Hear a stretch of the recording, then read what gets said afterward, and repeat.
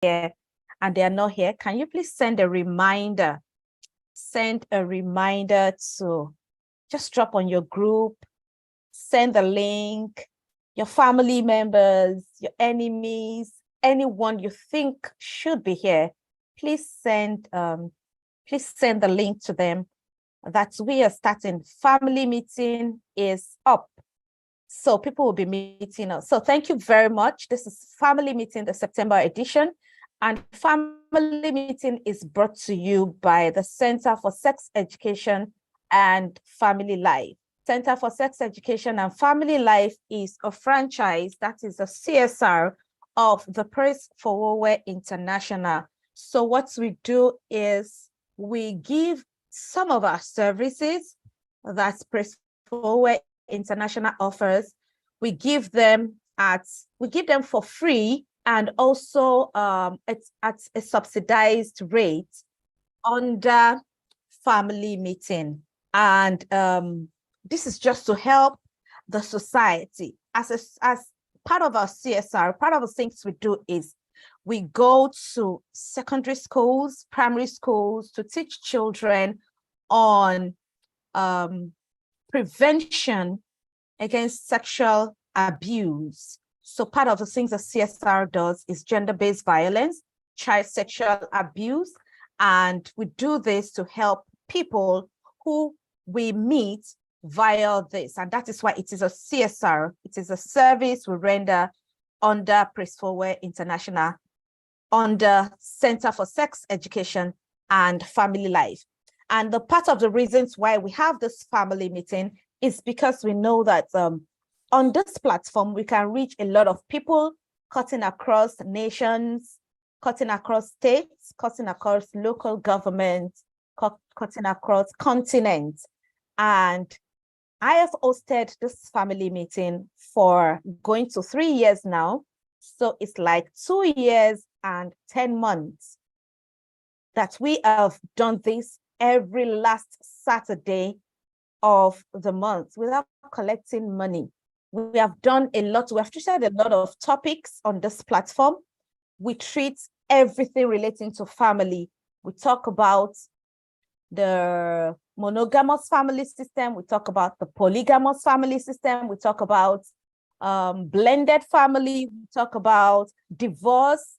And we have brought different practitioners, different professionals on this platform to speak to our family members. Why do we do this? We want to help people attain peace and serenity that they desire in their family. Like we all know, family is the smallest unit of the society. We call it the production factory of the society. I hope you understand what we mean, saying that everybody in this world comes from a family. And so if we are able to maintain peace and serenity in our families, then we will be able to reflect that at our workplace. Our children will be able to live that kind of life. And in that, we have a ripple effect in our society at large. And this is what we do at Family Meeting, bringing people to come here to speak to us. So while we are still on the introduction, I want to know where you are joining me from. And so I want us to go into the chat box and let me know where you're joining me from. And as you drop where you're joining me from, I also want you to talk about how did your day go, you know, how is life treating you? This is family. Let's talk. Let's talk. If you see somebody you know in the audience, call out the person on the chat box. So let's talk. This is family. You know how you get to family meeting and you're greeting Uncle Dayo, Auntie Shola. Can we do that in the chat box? We're free to do that. Let's do that for 3 minutes. Yeah, can I see your comments, where you're joining in from, and how has it been with you? If you are in Nigeria, I'm sure you will know that this subsidy thing is taking us, is a big weight on our shoulders. So tell me, how are you doing? How are you doing? Counselor Azagba said she's joining in from Lagos. Your day went well. Awesome. Thank God. Thank God. Thank God. Oluwaseun from Abeokuta. God is faithful in his or her life. Thank you for sharing that. Thank God. Worry. That's your I think my intuition is trying to pick it. Lily said, busy, tired day. Oh, I'm so sorry about that. Just sit down on your bed and enjoy the show. Relax. Bolaji said, Lagos, enjoying stay at home. Yeah, good to see you, Bolaji. Thank you so much. Good to see you too. Thank you for joining. Bukola Olumori. Hi, sis. She's joining in from Kwara. It's been a good day. Glory. Congratulations. Winifred says she's joining from Lagos. Let it keep coming. Let it keep coming. Where are our diaspora people? Yeah, the reason why we have our family meeting at 7 p.m. now. Where are our diaspora people? Thank you, Judith. Judith is joining in from the UK. Damilola Onilola from Lagos. Gloria from Uyo. Hi, welcome. Thank you for joining us. Temilade came into Ilori for a wedding. Thank you for joining in, Temi. Thank you, thank you, thank you, thank you, everyone. Thank you so much, everyone, for joining. Without wasting our time, last month we started a very sensitive conversation around family living, because we discover that a lot of families are breaking, a lot of people are having issues in their marriages. And for me, based on my experience, I'm sure if you are constant on this show, you would have heard my story time and time and time again. So if you're constant on this show, you would have heard my story. And as a family life practitioner, I have had to interact with quite a number of marriages, quite a number of couples who are having challenges in their marriages. And one thing that jumped at me a lot of time is that, see, these people, the main problem they have is how to live together in a family. After all the paparazzi of wedding, and oh yeah, marriage is starting. When marriage starts, it is a journey. You don't expect the person you met 3 years ago to still remain the same person after 3 years. And now that you are in a marriage, you have children, and you were spending your money alone somehow before you got married. Now you have a lot, especially for a guy. Now you have a lot of people contending with that money, and responsibilities are coming in, demands and all that. And so the family living, a lot of people don't know how to manage or balance it. And last month we had the same people, at least two of those people on the panel, come here to talk to us about this. And we had Deji Show came in to tell us about how men are goofing. At some point, I was feeling sorry for the men. I was feeling so sorry for them because he was just giving it to them. But we understand that, see, if you don't know something, you can't give what you don't have. And that's just it. And so if you don't know, if you're not aware, there's a tendency that you will not run it well. And this is the reason why we are taking this series, Family Living and Management, a method to the madness, because the truth is a lot of madness is around that thing. And not being able to manage or compromise is one of the reasons why a lot of people end up with conflict, trouble, and eventually lead in divorce.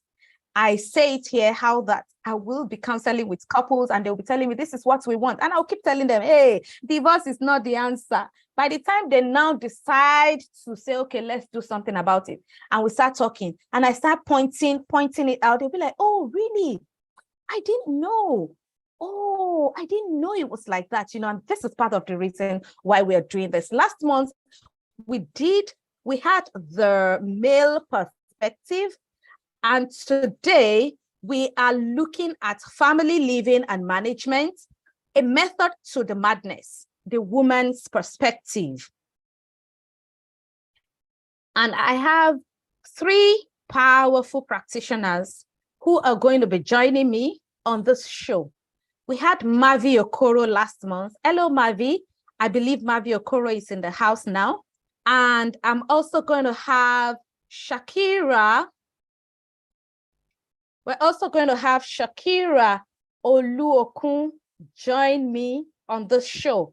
So I have Shakira Oluokun. She's also a practitioner, and she's going to be giving me from the Islamic perspective. We need to balance it.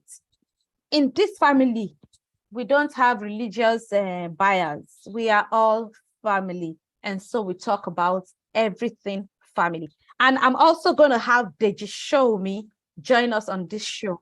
Deji is also going to tell us what he thinks, the way the men think. You know, there are times you'll be hearing story and I'll be like, oh God, God is just causing trouble. God is just causing trouble for all of us. Why is God causing trouble? Because the men will come, say their own, the woman will come, say, and you would just feel that the 2 of them are justified. But you know, there's still the need to have a meeting point. That's the compromise that we talk about. And this is the only way where we can have a peaceful and interesting living together. The truth of the matter is, guys, we need to start having all these difficult conversations. Very important. We need to start having this difficult conversation. And I have decided to go deep down into this conversation, because if I had known, maybe my marriage would not have broken, you know. And this is the reason why I do all I do, and I make sure I do all I can do to help people keep their marriages, because it's not about the will of God. You know, we spiritualize a lot of things in this part of the world. It's not necessarily about, oh, maybe it's not the will of God. Oh, maybe this. No, there are some things you need to know that your parents did not teach you, or that you did not see or pay attention to growing up. Probably your parents were having challenges. And so it was so difficult for you to even balance it. That's my own story, you know. And you were not able to balance it, and you came into marriage with all the edges and ready to, you know, and that is what these young people are doing now. So if you're a young person here, we are here to respond and to answer all your questions. And admin, please spotlight Mavi and Shakira. I believe they are in the room. Mavi and Shakira. Deji promised to join us. He's actually in another meeting right now. Hi, Mavi. Beautiful face. I hope you have a stable network. I hope so too. Hello, everyone. Good evening. How was your day too? Evening. Dr. Awesome. Ebun. Thank you. So Oluwashem said, Dr. Ebun, this is an opportunity to congratulate. Oh, thank you so much. Yes, thank you. I'll do that. I'll keep swearing. And I'm doing that to help everybody around me. Thank you so much for that. Buki Olumori, thank you very much. Okay, so today, so that I won't take too much of your time, we're delving into the complex dance of family life, talking about the unrealistic expectations, the uncharted roles. You know, you want to get married, you want somebody that will bring tea, breakfast in bed, and all. And you got married, and the story changed. And he's like, hey, this man is just devil from the pit of hell. He's the devil from the pit of hell. He is here to put me in trouble. No, there's some things you need to understand. That man is not your father. That man is not your uncle. That man is not your brother. He's raised in another environment. He's raised with different values and different belief system. If you don't sit down to talk about it, then you would just be living in assumption. You would just be assuming and you would just be fantasizing, and you will have all this. We all have those subtle expectations. Now, let's face reality. This is the world. This is the life. Those expectations, match it with what you're seeing. Can you adjust your expectations a little? This is why we are here. So what does family living mean to a woman? I'm going to throw this question. Councillor AZ, yes, so they play Neo. I hear you, bring you breakfast in bed, Oh my God, so that's why we're here anyway. So today we're going to be answering some questions. And I have Mavi. Mavi, you were trying to summarize a book to us the last time. I hope you're still going to do that today. So I'm going to ask you this question. Hi, Shakira. Hi, good evening. Good evening, Ma. Good evening, everyone. Good evening. Hey, guys, let me tell you something about this Shakira Oluokun. She's what's that word? She's determined, intentional. Before she came up to be a family life practitioner, I know what she went through. She really wanted it. At some point, she could not afford it.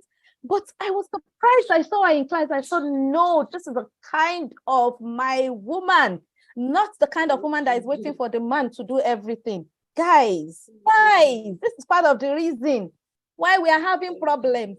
Where is that lady that wanted to enter honor roll in secondary school, struggle, read, study? By the time you enter university, you want to get 2-1. You were doing all that. When marriage now coming, you now want to drop all this brilliance, all this intelligence, all because you want one man. I'm not saying they should not pamper us. So daddy's in the house. You're supposed to pamper us. We are here to talk to the mommies today. Last month, we were doing the men basketballs, a lot of basketballs. So today, we're going to talk to the ladies. And my first question to the two of you, I think Shakira should go first. Shakira, I want you to bring in the Islamic perspective to all this, because I want people to learn, right? So what does family living mean to a woman? What are we expected to? What is it? What was it supposed to be, Seth? Before all the drama and the expectations that we have, what does it mean, family living? Thank you. Thank you very much for having me. Good evening, everyone. I hope I'm very audible enough. Yes, you're very audible. I can hear you loud and clear. And your camera is clear, don't worry. So thank you. So thank you, everyone. Thank you. Good evening, everyone, from wherever you're watching me from. I'm Shakira, like she has introduced. Thank you for the kind words, Dr. Ebun. I really appreciate that. So from the Islamic perspective, I think that it's something that is well known to us. Although there are diverse views, just like in the world, we cannot always agree to a particular point of view. Even in family life, as families, we will not always agree to a point of view. We will always have diverse views. But primarily, from the Quran, Quran says that one of the reasons why it brings us together to come and live as spouses, that was so that we can find tranquility and then peace in each other. So the first thing that we want to seek in marriage is that we want to seek, I can find comfort in that guy, you can also find comfort in me. So regardless of, even the Quran does not say that we are coming together to come and procreate to have more kids. That's not the goal. So even when you don't have kids, when you don't have the extra, like the Yoruba will say, they will expect that automatically when you give birth, they'll say, then you should make someone who want to come and have baby, welcome babies in the house. From the Quran, it's not saying that that's the goal. The goal is that the both of you can find tranquility and support in each other. So now let's now go back to another Quran verse. Another Quran verse says that we have created man and women, husbands. Another verse that used to cause this discrepancy, or that used to cause a kind of havoc when it comes to the definition of women role in marriage, is that people believe that men are the controllers of women. But the Quran does not say that men are supposed to control us. It's saying that we are here, men are the Qawwam, they are the protectors of women. And that protectors mean that you are here to guide us, you are here to support us, you are here to maintain us such that harm will not befall us. No harm will happen to us. You are in charge of taking care of us. So when we say taking care of us, it means that our dreams are valid. As much as you are in a marriage, you are here to be my teammate. You also have your own dream as individuals. You have your own soul. You are going to account for your own actions differently. So it means that you, as the man, you are the leader, then you're supposed to support me in my own dreams, while I also happen to be your support as the manager of the home. So the overall goal of Islam is that a woman is there to support a man in achieving his dreams for the home, to support him in making that home something that is going to add value to the home. So let me use it in that simple terms. So at the end of the day, it's about women seeing that I'm here to support this man. I'm trusting myself. I'm saying yes to a man that can lead me to achieving my own goal. That can support me in achieving my own goal, while I don't get lost in the goal of I want to be a full wife, a housewife, then I forget my own self along the line. So at the end of the day, it's about you knowing that you are going to account for your own soul yourself. You're going to account to God before anybody else, before anything else. You're going to account for your own individuality, while also not missing closing eyes to your role as a wife or as a mother. So at the end of the day, it's about you as a woman saying that so I'm here as a soul who's going to account for myself, who's going to account for the roles and identity that I play in the life of other people, be it wife, be it sister, be it mother, and all of that. So I'd like to just stop there for now. Thank you, Shakira. You know, Shakira said something that really shocked me. And I started thinking, do we really actually used to think about that? To say that, okay, so you're going to give account to somebody. That's a supreme being, that's God. By the time you leave this world, do we think about all these things when we start taking up the role of mommy, the role of wife in the house, and we forget our own dream? You know, she kept hammering on, you're supporting your spouse, but you're not losing out in your dreams. And a lot of people lose out in their dreams, and that is where the crankiness comes in. That is where the anger comes in. That's where they start feeling bitter because they see that they have put their own dream on hold, all because they want to play the role of the mother and the wife in the home. So she also said, marriage is for you to join somebody and for the two of you to experience peace and tranquility. You know, this is it. So how many of us remember all those things when we start the journey? She said it emphatically that you don't, while you are playing the role of mommy and you're playing the role of the, by the time you are able to be self-aware and you're still continuing, you know, when I started, I said, where is that girl that was running and struggling and reading for honor roll? Where is that girl? Where is that lady that wanted a first class, eventually got a 2-1, served in a very beautiful organization where they pay well? Where is that person? What happened? What happened? And I want us to start thinking about it. I want us to start thinking about it. Please, guys, I always say here, our realities are different. And so I would like to get questions from you. So start dropping your questions in the chat box. Thank you very much. So, Mavi, what does family living means to a woman? What is it supposed to mean to a woman? Because of course, some people are not really they're not seeing it that way. Thank you very much, Mavi. Okay, good evening, everyone. Thank you so much, Dr. Ebon. Thank you, Shakira. That was such a powerful way, to start this conversation, and I absolutely agree with you. So I'm going to continue from where Shakira stopped because it is the basics, yeah? So to me, I believe that marriage is supposed to, it's the coming together, like we learned in FSC, it's the coming together of two people from different families to form their own family. And those two people have their own goals, their own aspirations, they have things that make up their value system. They have things that interest them, and they need to find a way to make sure that it aligns, between the two people coming together. So family living is about aligning yourself, the two of you that are coming together in that relationship, aligning your expectations together, and aligning your expectations and ensuring that you are on the same path. So I would like to share two stories. The first one is a conversation I had with my father when I was 18. I remember my daddy had this culture of taking out his female children when they turn 18 to fancy restaurants and open the door for them, bring out the seats, have them sit down, and then he will give you his pep talk. You see, the reason I'm doing this is because I need to set the expectation. You should not bring any low life. You should value yourself. Can we hear me? Can we hear me? Okay. You should value yourself. You should put a value on yourself. It's not anybody that says the M word. You will now just, open your heart to that person. There are things to watch out for and all that. So somehow that shaped my understanding of who I am, first of all. I have to respect myself. I have to deem myself worthy enough to respect myself enough, and I cannot expect somebody to do for me what I haven't done for myself. And the second story I want to share is a story that happened when I was in, I think, second year or third year.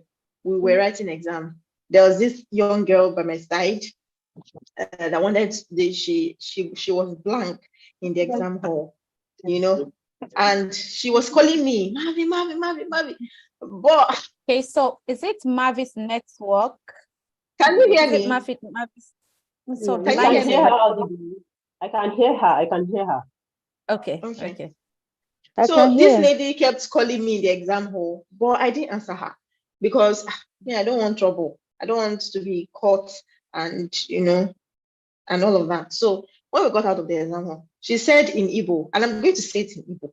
If you understand it, it's fine. If you don't, I will interpret it.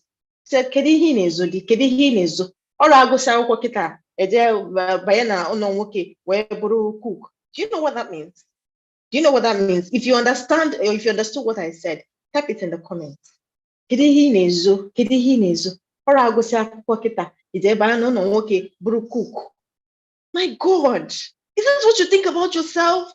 Is that what are you hiding? When you're hiding your book, it's not after going to school, you will now end up in a man's house and you become a cook. Is that all that there is to you? Is that all that there is to you? My goodness. And you see that these are the things that are formed by culture. So let me not stray from your question, because I know that, yes, you're right. What are you hiding? After going to school, you end up being a man's cook. Exactly. And when she said that, and I think I was just maybe 20, I turned to her. I said, so no cook get your able. So that you will not come to this school and be wasting your. If you talk on time, if it is cook you wanted to be, you would have said it on time. So that you will not waste your 5 years studying this course that is hard, and then you will go and be a cook. If you don't place value on yourself, nobody's gonna place it on you. So I bring it back to what marriage should be.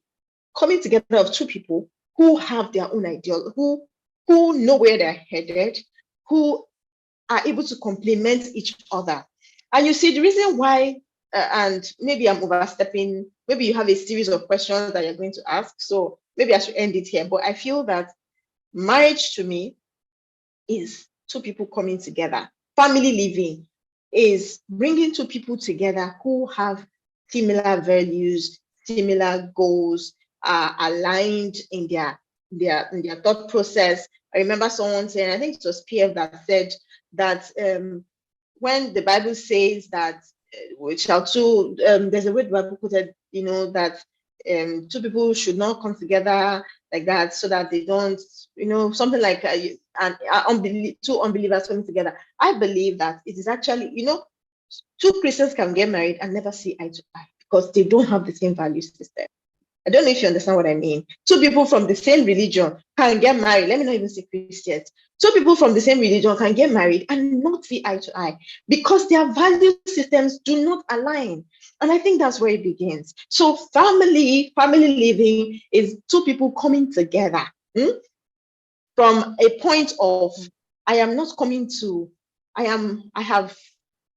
this marriage is not, I'm not leaning on the marriage to complete me. I got something, exactly. I got something to bring to the table. I have something to bring to the table. Yeah. And you have not like it is a performance driven thing, but the fact that you're not waiting for a ring to make you a complete person. I don't know if you get what I mean. So marriage is a place where two people come together to become, to express themselves. So you bring your 100%, because I sat with a mentor who said marriage is not 50-50. Marriage is 100-100. Marriage is where you bring your all. I bring my all. When you say marriage is 50-50, that means that you can keep one, you can keep half of yourself and then store half. And that's why people begin to hide things. And I know I'm stepping on some people's, some people's well orchestrated and well pampered ego, but it is what it is. Maybe I'm going to take the role of the ginger. Some people get married because they are looking for something to complete them, because they don't seem, or they don't feel completed, or because they're looking for a house girl. You come, you don't grow now, you don't pass all this thing, they sweep, they cook. Why not go marry? You see, so go marry now means you should get a glorified housemaid or a glorified cook. Hey, some people marry because why you dey suffer? You need to, your father suffered to train you. Mother suffered to train you. The best thing, my auntie told me that. Yes, when I finished NYSC and I came to Lagos, Mavi, how now? Fine, you started working. I said, I'm still looking for a job. You say, you are looking for a job. Why not go and marry? You know you are young and your mother really suffered to train you. Your parents really suffered to train you. So you need to reward them with a good husband. And I said, okay, so my marriage is a reward to my parents. Not even that is that is why people marry people that are unkind, because they're trying to reward their parents. So they will tell you, I paid your bride price, they collected all the money in the village and everything. So you don't have a thing, you are my property. So I think I want to stop here because I believe you have questions that you want to ask. Thank you. Yes.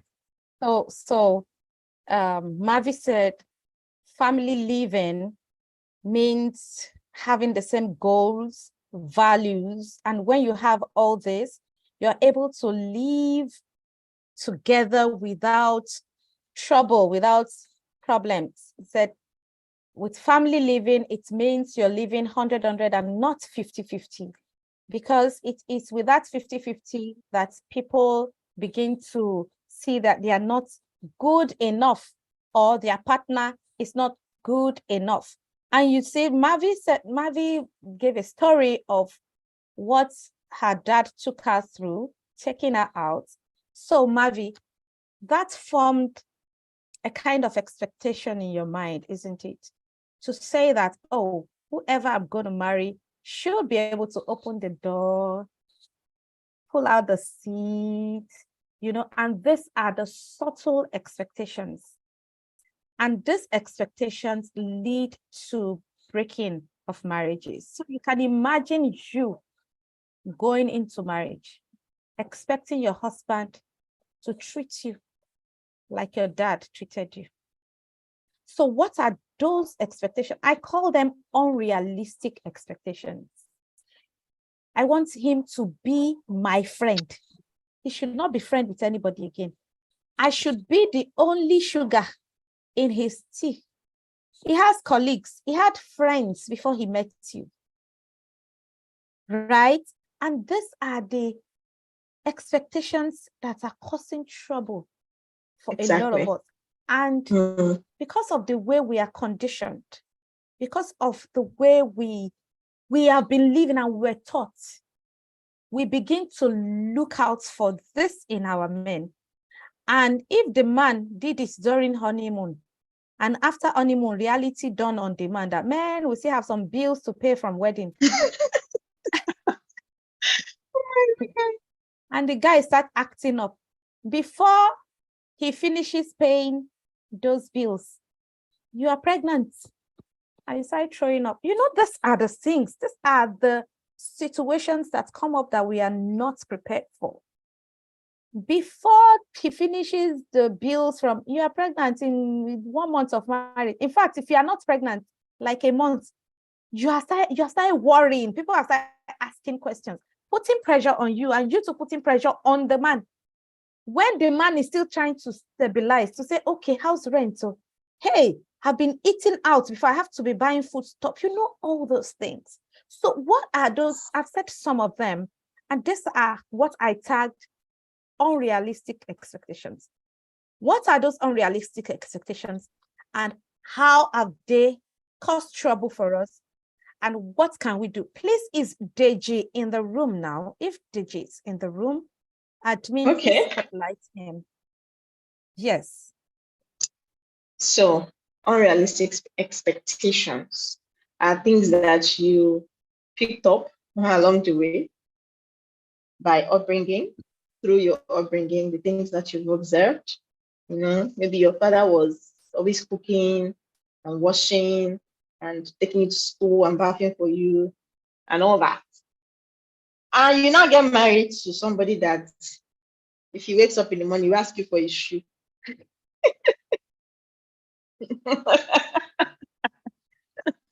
That is where you know that there is what? There is wahala. And so Are you still funkifying the word wahala? No, I have to confuse. You're using phonetics to pronounce wahala. So let me give you an example. I remember speaking with a couple. Okay, let me start with my own example. When I was younger, I used to read all these romantic novels. If you don't read it, please. If you say you don't read it, please, you're lying. That's true. It's true. Everybody read it. Yes, even if it is not, you have this. You watch all these romantic series on TV, and you see how So you enter into marriage thinking that he's going to treat you this particular way, and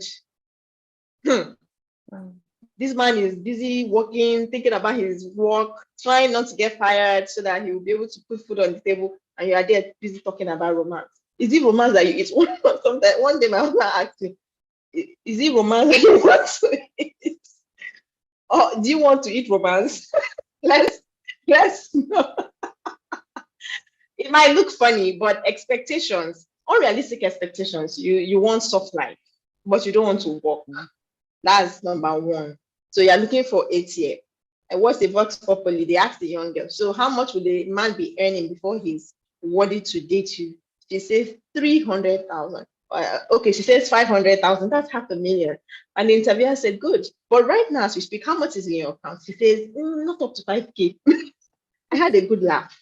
So you're looking for someone to sponsor your lifestyle. Another kind of expectation is you're trying to keep up with the Joneses. There are people there, maybe your younger sister, your older sister. There is one person that you're trying to be like. You're trying to marry the kind of people that they've married. So those expectations that, my husband, it's my husband that used to cook. And then you now go to your own house and be putting pressure on your husband to cook. Your husband that did not learn how to cook before, So those are the kind of expectations. Those unrealistic, or those expectations that come from your upbringing, that come from the things you've seen. And then there are some that come from the hurts that you think you've healed from, but you've not healed from. So you take the characteristics of a person who hurt you in your relationship, in your past relationship, and you now put the burden of redeeming the hurts, or you just place the responsibility of healing or making things right for yourself on another person. Do you get what I mean? What I mean is, in a situation where you were the one giving, and at the end of the day, this young man runs away with your money. You didn't sit down to find out, what did I do wrong in this relationship? What was my paradigm in this relationship? How am I even attracting this kind of people into my life? What are the things that I'm doing? Can you hear me? Looks like I'm the only one. No, I can hear you. What you haven't stopped to question the role that you played in the experiences that you had. And then you enter into marriage your mother has sat you down and warned you. You know, they tell man anything about money. Oh, if you make money, keep your money, do your investment, buy your house. Fine.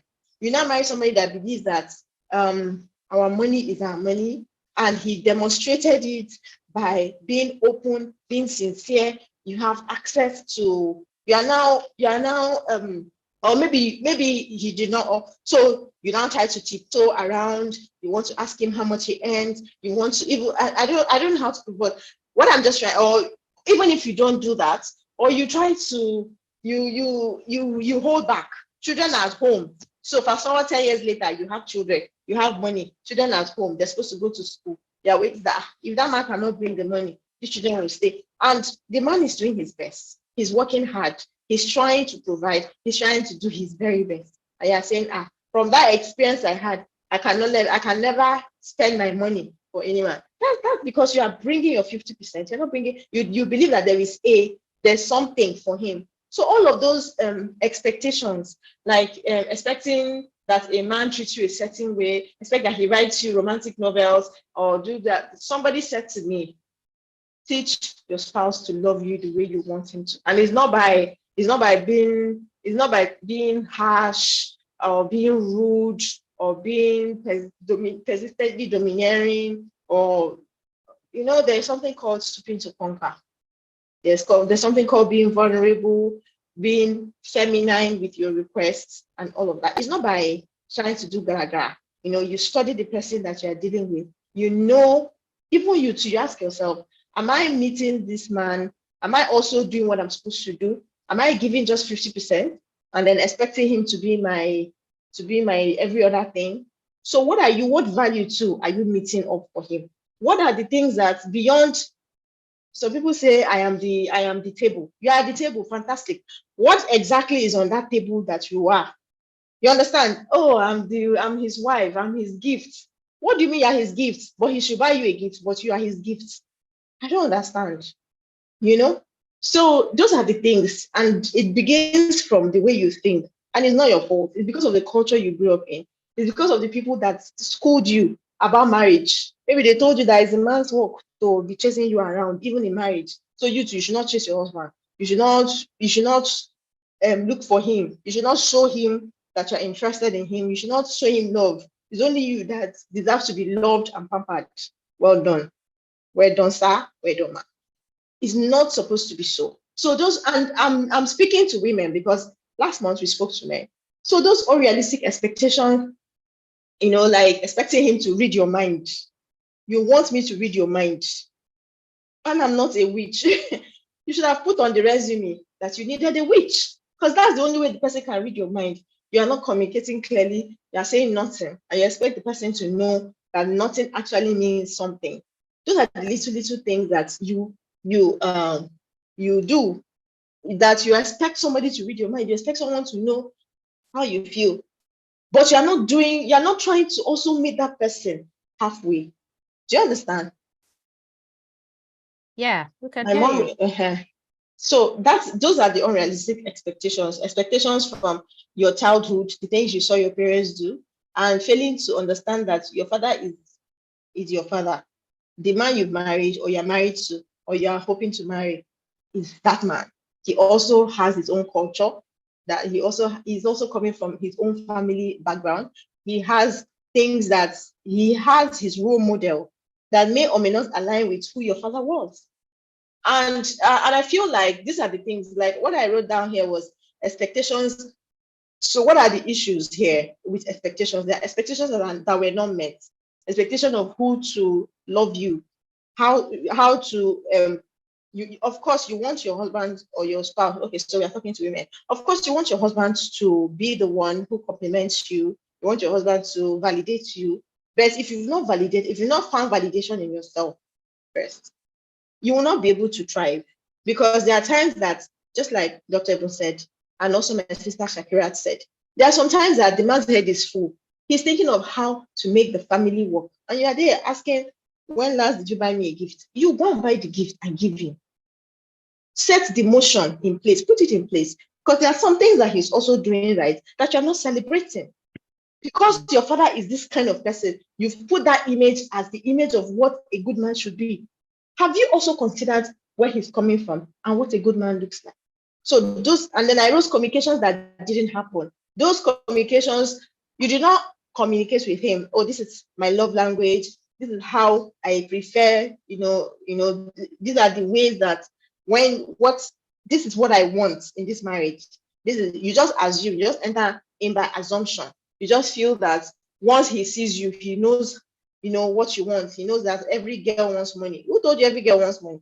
It's not every girl that wants money. Let me tell you, some girls want respect. Then they want honor. They want recognition. They want to work hard. They want support from their spouse. They want their spouse to gas them up. Oh, you're the best. They want that.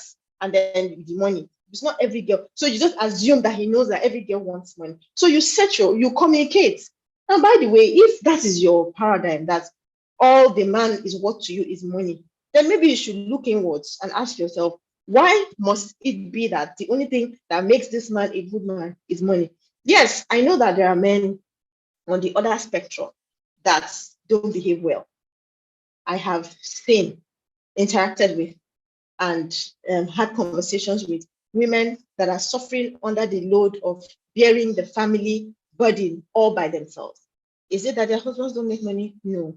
But the paradigms are different. The conditions are different. The man believes that his own is to do big, big things like pay house rent. So the children's fees, the food that they eat, and the clothes they wear is the woman's role. Because me, when I was young, it was my mother that used to feed us. It was my mother that used to do it. My father, even my mother would bring the food and kneel down, food that she worked for, and she will kneel down and present. So you cannot come and tell me anything. At least I'm paying house rent. You're not paying house rent. Blah blah blah.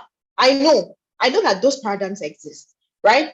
But to balance things up, we need to realize that there are things that you should also contribute. Like they said the last time, marriage is not, you're not looking for a ticket to, it's not, when you enter boarding schools like State Academy and the rest, they give you a meal ticket. Marriage is not a meal ticket. I'm sorry, marriage is not a meal ticket, right? So communications that were not had as a result of the way you think or the what you feel marriage should do for you, right? And then values that were not agreed upon. You did not agree upon these values, and all of a sudden you enter marriage, you see how other people are doing it, and you just feel like that it is when you now make trouble, and you will not agree on those values. Yes, you can actually change the dynamics of how your marriage is working. While the marriage, I mean, we are all work in progress. No matter how long you've been married, your marriage is still work in progress. You are working to ensure that things, get better by and by, like they say. But if you haven't had those communications and you're not deliberate, two of you are not deliberate enough, how would you inculcate those values? So another thing is comparison. Comparing your marriage with another person's marriage. Is it not that's how this person treats? You don't know what is going on in their own marriage. Comparing your marriage with another person's marriage. In this marriage, I see the man every morning. I read a tweet one morning that there was this man in this compound. He's a digital worker. He works online. Every morning, he will take his wife. He will come out, carry his wife's car bag, put it in her car, kiss her, and open the door for her. She'll sit down. The driver will drive her to work. And every when she comes back, the same thing. Meanwhile, when she's gone, the man brings in different kind of ladies, right? Meanwhile, there's another lady that the man is working hard, just thinking about the well-being of his family. And you're telling him, can't you see Iya Damilola and Baba Damilola? See how they do. You cannot be doing like them. Are you Iya Damilola and Baba Damilola? Do you know the dynamics of Iya Dami and Baba Dami? So I feel like also comparison is a problem with those expectations. So what are the expectations? Expectation of who you expect the man to be. The expectation of how you expect the man to provide or function, or the roles you expect the man to function. And expectations of how you feel people expect you people to be. Even when you are quarreling, you must hold your hand and be smiling when you're going to, because there's an expectation. There's an external look and feel that you have to maintain. I don't want to talk too much, but so that you don't cause me. But that's how I feel like women should, bring themselves, call themselves to a meeting. You're an agency, put yourself in a meeting. That's maybe you will continue this conversation, but these are the things, these are the issues. Thank you.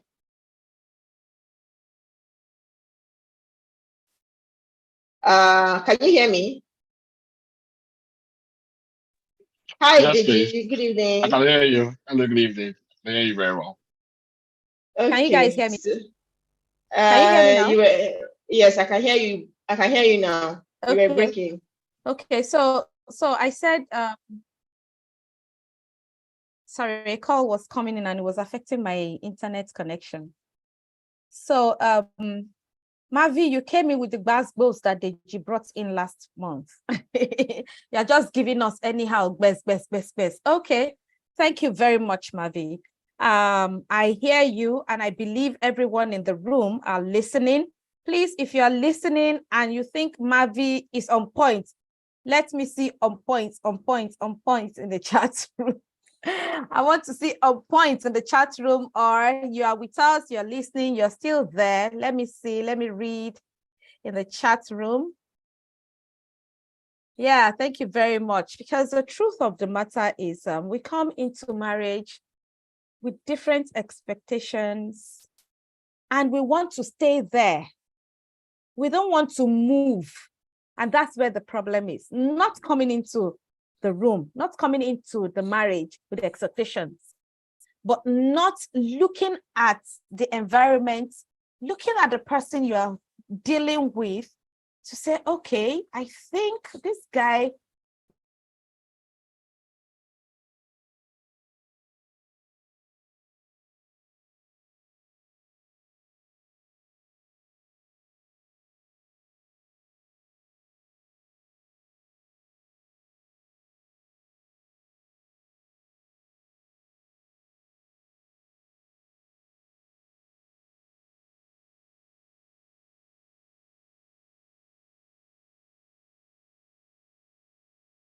I think there was a little network glitch. okay. Okay, she's Yeah. back.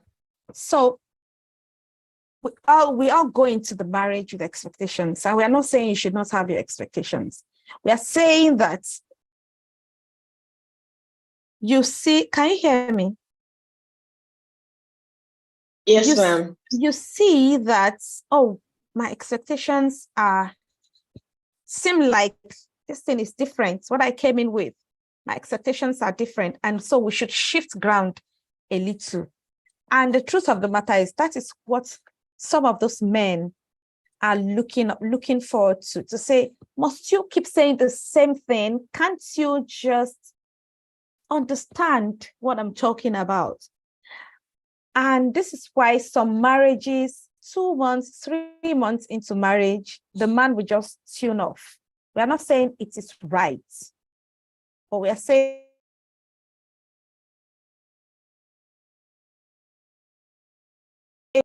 in marriage, because they expect you to shift ground a little. Stop holding on to that thing, that dream you kept dreaming when you guys were cutting. This is reality. Can we talk about this thing all over again? And communication is one problem. We don't want to talk in our head, in our mind. We're just dreaming and we are seeing it. And you're not discussing it. I think I wrote in the post that I did, you have expectations and you're not discussing these expectations with your partner. You just assume that your partner should know what's in your mind. And that's where the problem is. So Shakira, I believe you're still there. I am. I'm still here. Yeah, Shakira, you're still there. So what are those expectations? I know that for the Muslim family, I know I grew up among Muslims, and I know they're always saying that the man can have more than one wife. And you as a lady, you did not discuss that with your partner, and all of a sudden you're expecting that he should not, when the Islamic law already allow that he can do more than one, right? And you are expecting that we love ourselves now. From secondary school, that's when we have been playing this law. Nobody can now come in. So what are those expectations in the Muslim lady's mind? What are some of those expectations that are causing quite trouble? much. Thank you. They are quite much. Okay, I think I'll start from where Mavi stopped. That was a great one, Mavi. We're just talking, just blowing our minds. Well done, Ma. So I think I'll start from where she stopped. She mentioned that marriage is not about 50. I think one of the things that make us get it wrong is that we believe that marriage is 50. 100. You're bringing in your whole. Even though our faith from the Islamic perspective says that what marriage is like half of faith. That is, when you're not married, when you're married, your other part of faith is being tested. So when you are in the courtship, it's like 50% commitment. But when you now get married, it's like 100% commitment. Like, we must make this work, regardless of what happens. It's like we are committing to the fact that we are going to account to somebody better than the both of us. So we usually have this expectation as women in our mind, even though we know, there's something that we learned in FSC, that your thoughts, your words, and your actions, there must be alignment in them. So when you have that, when you have a discrepancy between these three things, then there is something going wrong with you. So even though we read that book and we say that God allows that a man can marry up to 4 wives, when the really very difficult.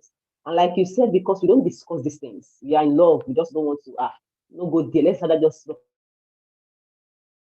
when it happens, and fortunately, I happen to be first wife of my husband. I have a co-wife now. And when the reality sets in, truly, to be honest with you, you are going to be shaking. Like, wow, I love this man. And while we were dating, truly, my husband, I raised that he would tell me that no, he doesn't think that he will be one of those that will marry a second wife. But reality shows us otherwise.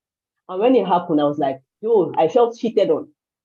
Even though I know that it's not as if he's cheating on me, it's not as if he's going out, it's not as if he's flirting with this guy, with this lady. He wants to marry this lady for reasons.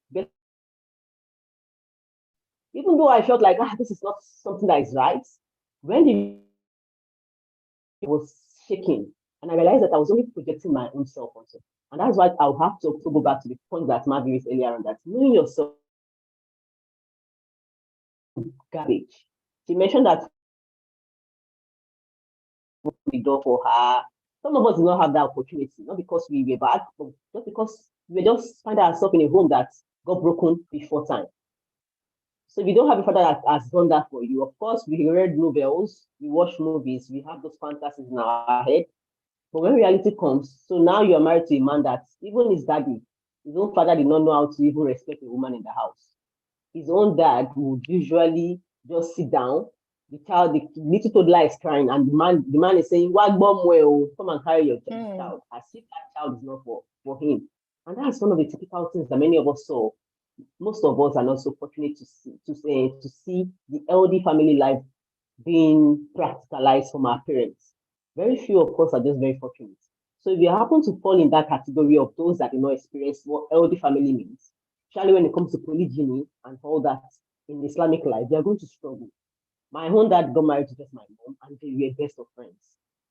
But family was one of those that actually caused havoc in our life. So I was barely 10 years when my father and my mom got separated, not willingly. And my mom would constantly tell us that, because we were 4 girls and our last born was a boy. She would constantly tell us that I would always pray that you have a kind of man like your father, because your father is somebody that will not allow me to take my business money to take care of any of the things in the house. As far back as in the 90s, my mom would tell me that she would buy 25 liters of kerosene in the house. That people from the village would come and envy her and start talking about that. It's not about my mommy now. Let's just go back to the reality of what we as women in the Islamic world have when we go into marriage. We don't want to talk about the realities of the husband has the right to marry 4 wives. It's something that people will say. Now, some people will say that no, it's because of during the war time. It's when during Prophet Muhammad's time. According to our faith, your husband has the right to marry 4 wives as long as he has the means to sustain them.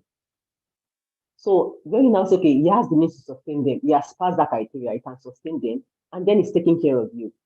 When he now eventually marries, people now say, so people will now hide under the disguise of, no, he doesn't have the means. He's not, yes, he takes care of the house. People just find means to try and justify why he should not do it because they feel threatened, because they have their own garbage, they have attachment issues, because many of us know we don't know what love means to us. So I'm talking from my own personal experience. So I start to question a lot of things about myself. My husband that will support me. I got married before I got admission into the university. One that supported me also in my university education. He was the one that I gave birth to in my first 100 level. So you should know what I was saying, the kind of stress I had to go through. And I still finished with my two, one of the best students in my environment. They will call me when they call the first 10 people. I finished with 2-1. So you should know that this is the man that supports me, is about my dreams. He would rather sacrifice that I go, if I say I want to go for something, rather sacrifice that I should go for that thing than go for himself. But because I don't really know what even love meant to me. So you struggle and start doubting somebody that is actually genuine just because you feel threatened by somebody coming in and you don't actually know who you are or you have not known who you are. There's a difference between knowing who you are and knowing your essence. So you might know yourself, but you still the garbage that you have, you're still doubting yourself. You're still doubting that strength that God has given to you, just only you. So we struggle with accepting these things. We say that we believe in this statement in the whole book, in the holy book. When the reality comes knocking, we do different things. We say like, no, it's not meant for me. Why must it happen to me? Why must it be you that you marry somebody? According to my faith, your husband has the right to marry another wife as long as he's not flirting with the person. He's not doing it the wrong way, and he has the means to sustain the home. So when he has that, that's good to go. Okay, let's now talk about, we're talking about this before marriage. Many of us don't want to talk about it. I, in my own case, I talk about it. But my husband told me now, he doesn't think that will be somebody that will do that.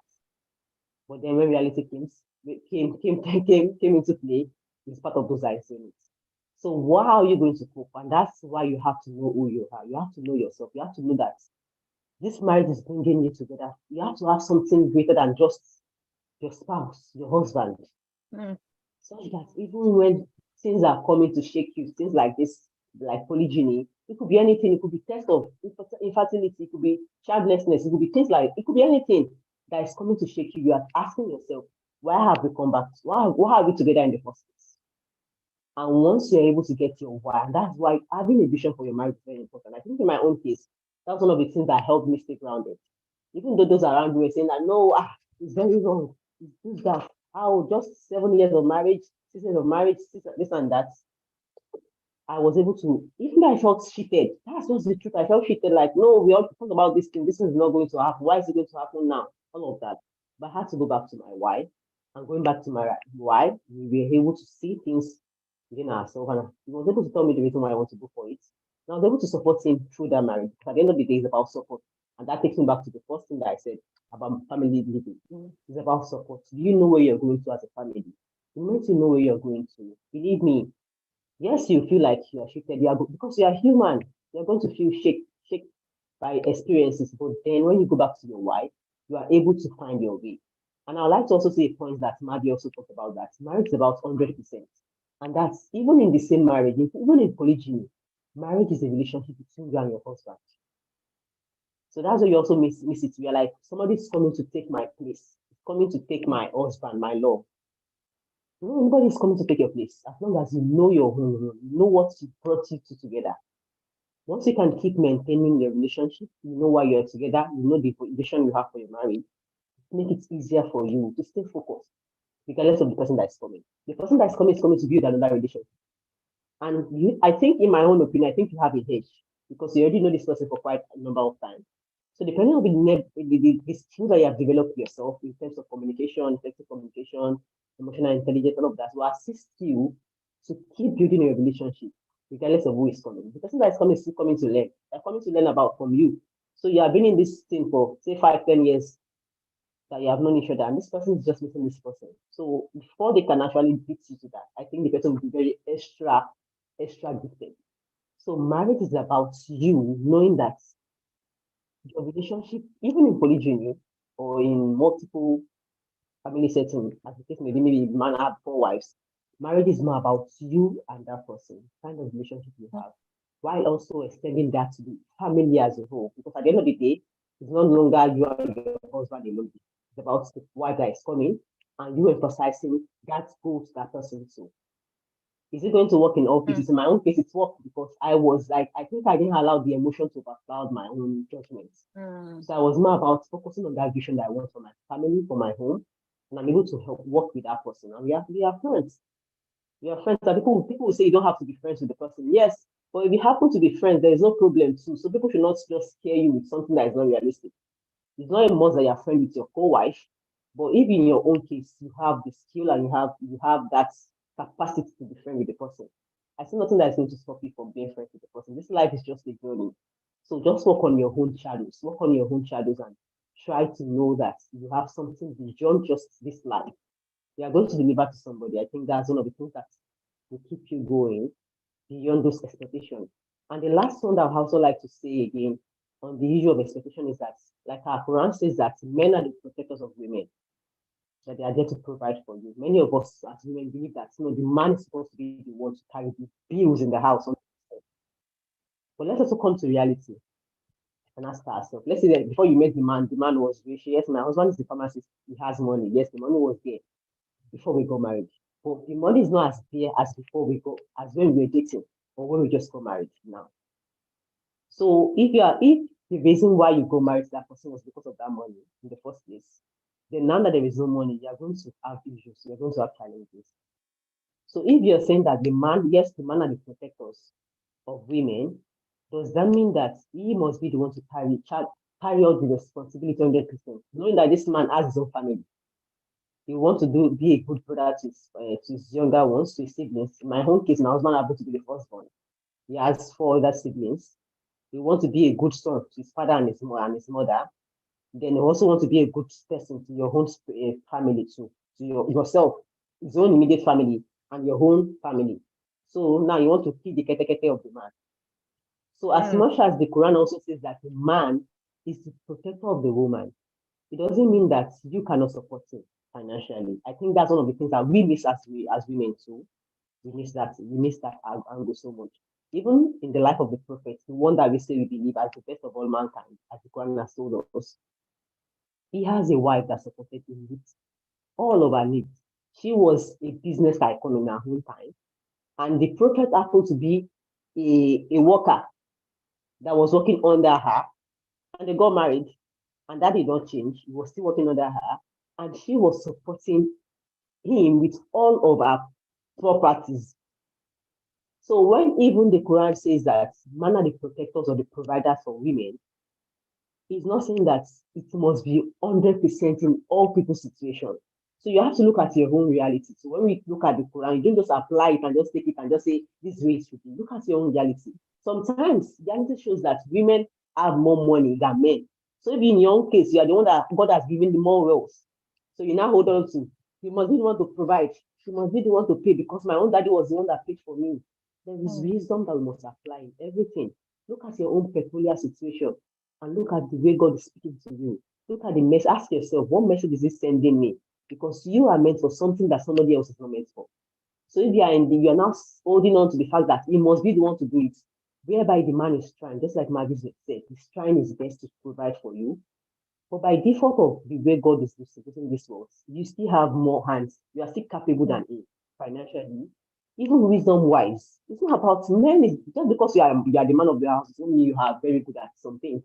When it comes to communication in our house, talking to people, my husband would rather ask me to go lead.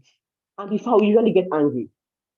That's why you ask me to go and lead. You are the man. Because of the way I saw things with my own people that I live with them.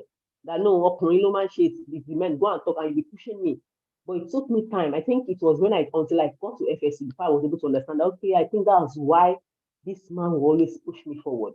He didn't come to me to say it openly, but I will always nag and he will still continue to push me. Until I now realize, okay, I think this is why you usually like pushing because I think it believes that I have more skill when it happens to with dealing with people compared to himself. It's not as if he cannot deal with people when he have to come with home affairs, compound affairs. He rather ask me go handle it than him leading first. So you have to also look at the reality of your own marriage, look at the reality of your own and the kind of vision you have for your family.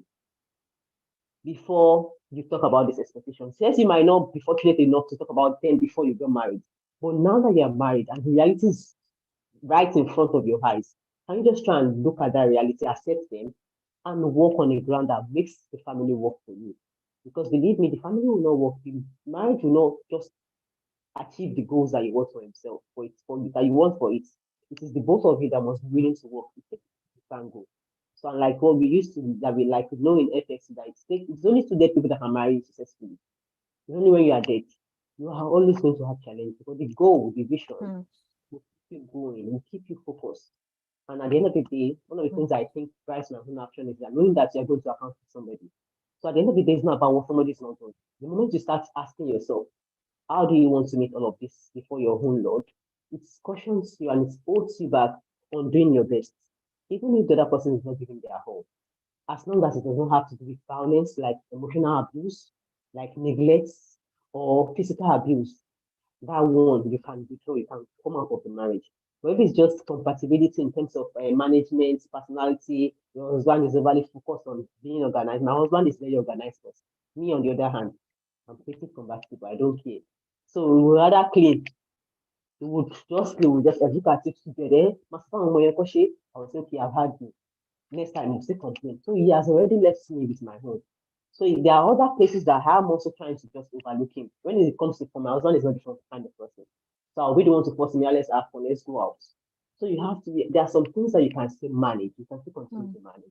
But with knowledge, when you start on the right footing, by equipping yourself with knowledge, believe me, knowledge is just a game changer in all things in life. Because the level of awareness you have about yourself will affect the kind of decision you make in all aspects of your life. So if you ask me now to make some decision now, I would not the same decision that I made 5 or 2 years ago now, I will make them with a new informed knowledge because now I've gained some tools, some experience and some knowledge. So the more you deliberately engage yourself in learning, the better you are at making decisions. I know there are people who of my own religion believe in faith so much. We like to say everything is Father, Allah is blessing in everything. I believe that Father is in the things that you do every day. That his destiny is in the things that you do every day.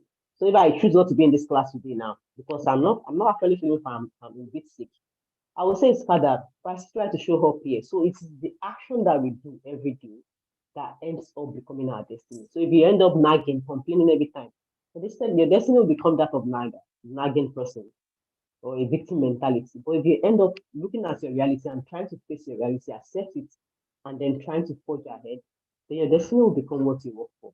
So we hide under that disguise of his destiny. That's the way Allah wants it. That's the way Allah. It's just Allah that wants it that way. No, it's not Allah. It is what you do.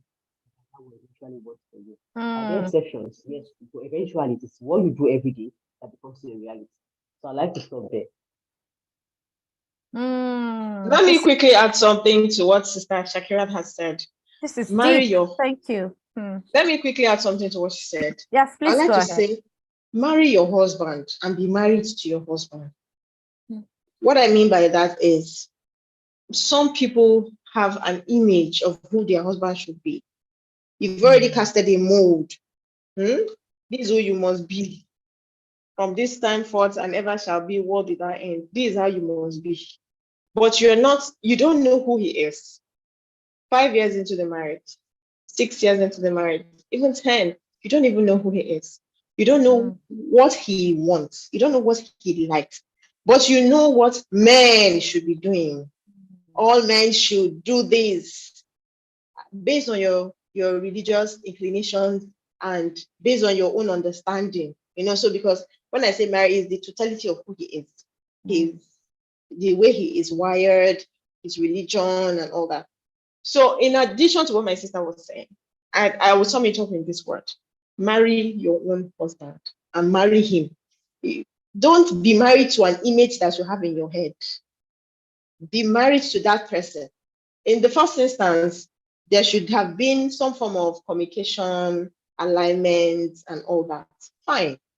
When you step in, don't be comparing him with the other person. Don't do that. Don't do that. It will always end up in premium tears. And you will make a lot of mistakes that you may not be able to take back. And this also goes for men. Marry your wife. You married a woman. marry that woman. If you focus on who he is, the way you approach issues will definitely change, because you're not trying to resolve. Is my line breaking? Can you hear me? I can hear you. I can hear you very well. Okay, thank you. You're not trying to resolve an issue as other people. You can't. So let's talk. Look at. But this person, that you are not ready. You are not ready. Focus on who he is. Learn him. Personally, I had to take time to learn my husband. And there's this question here. Even though I've not been. I mean, I've not been assigned to answer any question, but I will say focus on discovering who he is and understanding, our men too have their desires. They have what they want to do. They have that baby in them that I don't know how to put it, that they want to fan, or that boy in them that those boyhood fantasies that they want to meet. Understand who you're dealing with. Don't go and copy 5 steps to a 5 steps to a wonderful marriage. You now copy it. Please, step 1, the man must be the one that goes to honey, they said the man should be hello. Step 2, the man must marry, focus on your own. So what's your own? Which market did you go and buy? Open the market. Understand the thing that you have in your basket. Don't go and be holding your basket, and then when you look at the things inside your basket, you are seeing the things in another person's basket. You will not be able to make good use of it. Let's say that you have the condiment for porridge yam, and somebody else's basket is fried rice, and you're looking at fried rice, and you're using the eye of fried rice to look at your home. Uncle, you will not cook that porridge yam well at all. You will make mistakes, and sometimes you would have gone mid into cooking the food, and you know that this is not how they used to cook this. So please, if you understand me, I'm saying marry your husband, marry the man that you married, and spend time to discover that person. If you give some thought to understanding who you're dealing with, some of the unnecessary expectations that you're having, you won't have them, because you already know the person you're dealing with. And I'm not saying that you should not expect to be treated right, or for your partner to be kind to you, to be affectionate, and all of those things. I'm not saying that it's okay to be unkind to you. I'm not saying that it's okay to leave you alone as if you're in the party alone. No.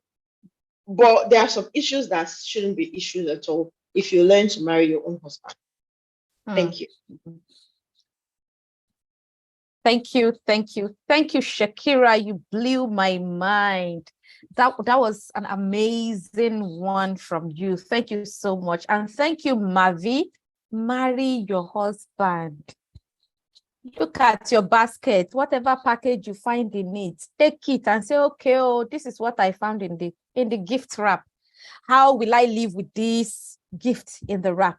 Right? Thank you so much. You see, the two of you started 2 theories that I was looking like, hey, can we treat this? Are we going to talk about it? But I think that is where we will be able to merge and align all this our discussion, so that it won't seem as if you guys are just talking because you are professionals. We need to let our audience understand some basics, to understand some fundamental truths that is making us behave the way we behave. And we're going to talk about that. But before then, I just want to pick the points that Shakira raised. And one of it is, what is your why? If you know your why did I marry this man? What were those things that attracted me to him? Keep looking at those ones. She just shared her story, how that her husband married another person, but she had to talk to herself to say, excuse me, madam, do you want to prove right, or you want to have peace? Why did you marry this man? And that helped her to check herself and put herself back in order. And she said something about, do not allow your emotions cloud you. systems are not emotional. We need to see we're so emotional in this part of the world. And so we cry every time. We just want this, and we just allow unnecessary emotions to lead us. Those emotions are right, but those emotions are there to guide you. They are like mechanism to remind you to say, okay, so this is happening. So pause. Okay, this is how I'm feeling now. Do I really want to continue with this feeling? What is the next thing? So instead of trying to fix your thoughts first. By the time you fix your thoughts, you're able to align every other thing well. The situation, you are able to handle it well. And so she said, do not allow your emotions, because a lot of times by the time we become emotional and we are listening to people outside. Did you hear what she said? She said, some people are saying she's not supposed to be close to the other woman. She's not supposed to. Says who? Who said?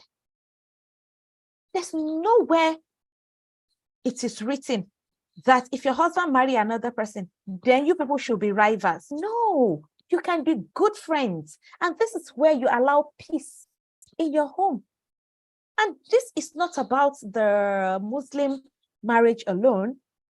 Peradventure, your husband, you're a Christian, and your husband said this is what he wants to do. Please re-strategize and focus on yourself. She said it. She said she learned to apply wisdom, and that's why she can be in peace in her relationship.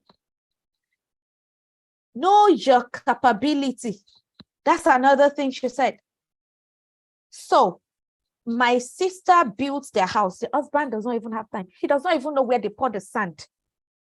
She's the one that will talk to the bricklayers. She's the one that will call the painters. She's the one that called the POP people, because she has the ability to do that. So if your husband is pushing you to something, it's not because he wants to use you. It's because he felt you can do it better than him in that area. And so if you also see the area where he can do it, then let him do it too. All these roles, all these duties and responsibilities that we're using to cause trouble in our home. Shakira also said, he doesn't have to be the one that has the plenty money. You can have the money and assist by being considerate, because those are the things that cause trouble in homes. These are the things that cause conflict. And we all know, even though the men feel it too, the women are usually on the receiving side. So I want to ask you, do you want to prove points or you want peace? And I'm going back to what we started with, that you need to know who you are. You need to know who you are and focus on it. Shakira said something, engage yourself in learning. By the time you engage, just learn, read books. You won't have time to be fighting. You won't have time to, because in fact, you'll be equipping yourself the more. And by the time you're doing that, your partner is looking at you like, this guy is really working on herself. And in fact, he'll be proud of you. He'll be proud to take you out. He'll be proud to talk about you outside. Please don't let us just sit there. The same you 10 years ago, you are still the same thing. The man too will be tired now. That's just the truth. The man will be tired. She said something about the decision you make. The decision you make is very important, because it will determine the kind of reality that you will start seeing. It will determine the kind of life you will live. What are the decisions you're making? Those your friends that are telling you, see, they are kneeling down for their husband. All the social media counselors. You'll be surprised that a lot of them will kneel down, their husband will finish food before they leave the place. And they will come on the social media and say, I will not take it. Hey, we are the coaches. We hear a lot of things. We hear stories. We see instances, and we'll be like, really? So there are people that are really, are you for real? They will keep telling you, I knew that I do this. And they're the ones saying, don't agree on social media. Mavi said it. Know your husband, marry your husband, stay with your husband.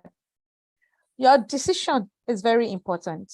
Very, very, very important. So I'm expecting people to drop questions in the chat box. Sheyi, I saw your comment about your daughter, and I'm just laughing and shaking my head here, my dear. What God cannot do does not exist. Don't worry, that girl can kukuma find somebody that will be treating her. But you see, part of the reasons why we're doing this is to help our children, our female children, balance their expectations, to say, okay, if peradventure you want somebody, then you don't go. I want you to answer the second question, the question on the chat. If peradventure you have this Prince Charming in your mind, and by the time you got married, you didn't get this Prince Charming, can you prepare yourself to be that princess that the Prince Charming will treat right? So that if your Prince Charming is not treating you right, the princess in you will take over with grace, and the princess in you will not allow whatever the Prince Charming is doing affect her. So this is why we are doing this. You peradventure have gotten it wrong at some point, but you can help your children to balance it. You can help them see. Please don't scare them. A lot of times we scare them. A lot of times we just project our fear on our female children. We don't want to scare them. We just want to prepare them. And of course, let them know who they are. By the time they know who they are, some things are no big deal to them, because your identity will also boost your self-esteem, and you carry yourself that way. And people treat you the way you treat yourself. So if she can treat herself well, then please tell her she will get that Prince Charming that will treat her well. The second question, Deji, I want you to answer that question because you are the man. You are the one that knows what goes on in your head. Welcome, Deji. Show me. Thank you for joining. No, I know what goes on in my head, not in the head of other men. You can project. You can try to. I can try. Yes, try to. So I want you to answer this question. How do you handle communication with a man who is never wrong and becomes edgy and aggressive? Of course, with this, I see an intimidating Omar, isn't it? So how do we handle this kind of person? Let's help our sister so that she knows how to handle and live with this kind of person. Thank you very much. Deji, I use the mic to you. Yeah, thank you. This has to do with you a lot. You're already married. So it goes to strategy 2. Strategy 2 is that you become a therapist. You have to try and learn this man and understand this man. What I have learned in this life is there is no person, no matter how difficult they are, there is a way to them. It's just that, are you willing to do that work to be able to be patient enough to bear a lot of hurt before you can eventually get in touch with them, with how they process and how they think? Because everybody has a system. That person listens to someone. So it will be nice for you to become that person he listens to, but it will take time. But I believe that since you are married to him, you are definitely willing to be able to go through that length. So that means that you need some education yourself from the necessary professionals in teaching you how to do that. It's not something I can tell you in 5 minutes, but it's just for sure you need professional knowledge in being able to handle it, and it can be smooth. Everybody has a system. Every angry person, there's something that makes them angry, and there's a way they process their angers, and there are things that they don't want to say. Once you can show them their respect and do what pleases them, they will please you back. They will notice the effort in trying to please them. Most of the time, while they seem unreasonable, at times it's just that you know who they are, but you are still trying to force your own will, because of course you deserve to be considered. But in this particular scenario, you are going to be wise enough to be able to make their will your will, or make your will their will without them knowing. That's how to conquer this kind of person. But please reach out to us privately. It's not something we can tackle in this particular time. Thank you. Yeah, thank you very much, Deji. Yes, Oluwasho, really, there's a strategy to read that we can take you through.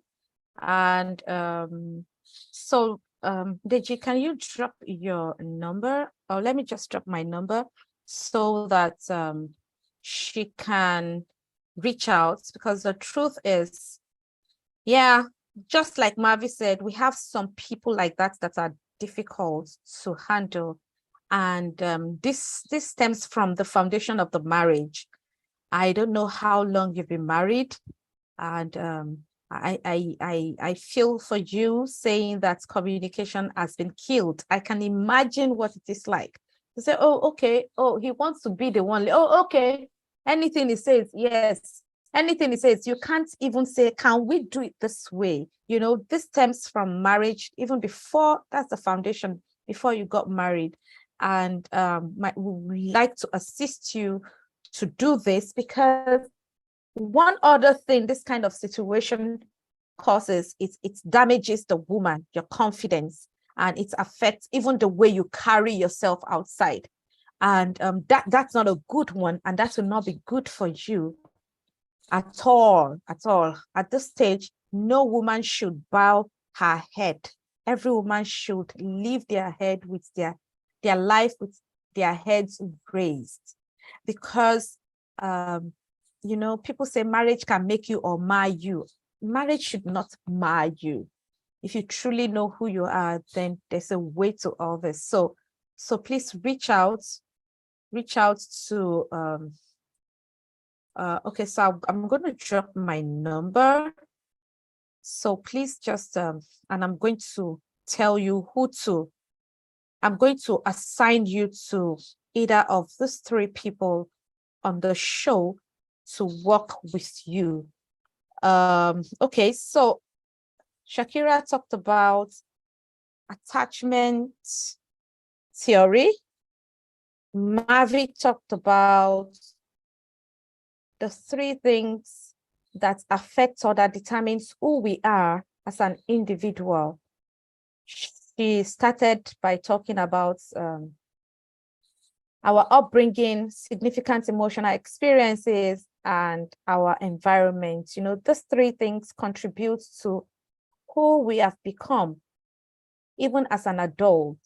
And it takes intentionality, consistency, and being deliberate to unlearn some of the things that we have soaked in from these three places. I want to yield the mic to Deji. Deji, we can do 7 minutes just to hear from you. So we want to hear from the men's perspective. I know Deji is the woman person. She likes women. But Deji, don't pamper us too much, because our realities are very different. Don't pamper us too much. We just need you to educate us on how to interact with the men in our lives. Thank you very much. I yield the mic to you. All right. Thank yeah. you. I'll be as quick as I can. Today, I'm not on anyone's side today. I'm just on the educational side today. So no both gaslighting, no man thing or women thing. We're going to talk generally now about what marriage is. Now, at top of the list is knowledge. Knowledge is everything. The more you know, the more you know. It's been very eye-opening listening to Senior Marv and my Hydra Shakira over the past few minutes. And those are things that we normally don't discuss. So I'm happy that they are being discussed. So knowledge is everything. Everybody here, please, the more you know, the more you know. You have to find knowledge. Then you have to be able to plan. Planning is the keyest part, if possible. If that English is there, is very key. How many children do you want to have? What are your dreams personally? What are your goals professionally? How do you do this? How do you do that? In comparison with your own dreams. Because if you don't fit, you'll be discovering horrendous things in the future. Planning is everything. It's not too late to ask for particular plans because of what we don't know that we don't know. So that it doesn't happen, then when we start getting angry, that why is this person like this? Why did they do that? Now, there is a difference between love and marriage. I think at times we tend to confuse it, but it's not the same thing. Marriage is continual act of kindness without expecting reward. That is love or conditional love. While marriage, apart from the FSC definition, is actually the coming together of two people to maximize their potential for life. Each one can stand and be good, but together it can be greatness. So one times one does not equal one. It equals like probably 1 billion. For example, somebody who is going into a profession that is going to producing products or services, marrying somebody who is going into advertising, branding, and marketing. When those two come together and they are in love, oh my God, it will be limitless what they achieve. That's how it ought to be. Things change, like Andrea Shakira said just a few minutes ago, whereby they agree to one thing but not the other. But the thing is, planning is very, very key, which takes us to communication. How we speak to each other is over 93% of what our marriage or our life will be. It is very, very important. What you need to know is that our emotions, anger, whatever we call it, they are all trends. They are all trends because by tomorrow or by evening time, it doesn't matter again. But if we have done the damage that we wanted to do, it's important to know how to control our emotions, because once we get angry and we burst, then there's a little bit of space, then we calm down, then we see the damage. Then you have to look at it. What is more important? You blowing up after your person doing what you considered wrong, or that person? What you did to that person is important. So anger, emotions, they are trends. We have to know how to control them. Then there's strategy. Strategy is extremely important. At every juncture you find yourself, you must have another meeting on what to do with it. For example, it's the two of us today. So we need X amount to stay alive, and we can do a 1 bedroom. But immediately we have our child, it has to be more than a 1 bedroom, and that's an extra amount to feed. And this is what to do. By the time the child gets to this age, then it will be more. Two of us are married today. If another person comes into the marriage, okay, so what is the plan? Before, you and I were using this amount in this house. A third, another one has come in, or another man has come in, then what else are we going to do? How do the three of us survive? This is what the three of us need. So I bring this much, you bring that much, she brings that much. She will have children. I want children too. This is how we can put them together. This is my status as the first wife. I thought I will always be your only wife, but it has changed. So I too, I want to change some things in our agreements. Give your changes, and if he agrees to it, it's fine. Something has to give. There must always be strategy. I'll teach you quickly about finance. Finance, personal finance or finance in the marriage, has to do with 4 quadrants: needs, savings, investment, and wants. Needs usually 60%, savings usually 20%, investment usually 10%, and the last one, wants, just 10%. Now, what this does is that it allows you to know whether you can afford your life or not. If you are living a life and you don't know how much to spend a month, in a year, and in a day, you are going to be in serious trouble. That means you can't predict your future. You don't know what your income is. You don't know what your expenditure is. So what you are making might be enough or not enough, depending on what things are. Equity is the key here. I am making 200,000. My wife Kelly is making 300,000. 60% of my 200K is 120. 60% of our own 300K is 180. We bring it together. That's 300K. That's our needs. 60%. Talking about our bills, our rent, our everything. It has to fit in there. Because if it doesn't fit in there, they're going to be boring till you die. Savings, same thing, 20% of our amount. Investments, what we put our money on, 10%, and our wants, 10%. So if your want is 10%, if you have 1 million to spend for your want, that for your fees, that means you can't spend more than 100,000 for that out of it, because it's just 10%. So you can't go and buy a watch of 300,000. It's not going to work. That's to the side. Now, that finance is so important because it's what families are. Once you can sit down and plan it, it's fine. Now, in the case of love and marriage, Marriage is like the office. It's a corporate environment.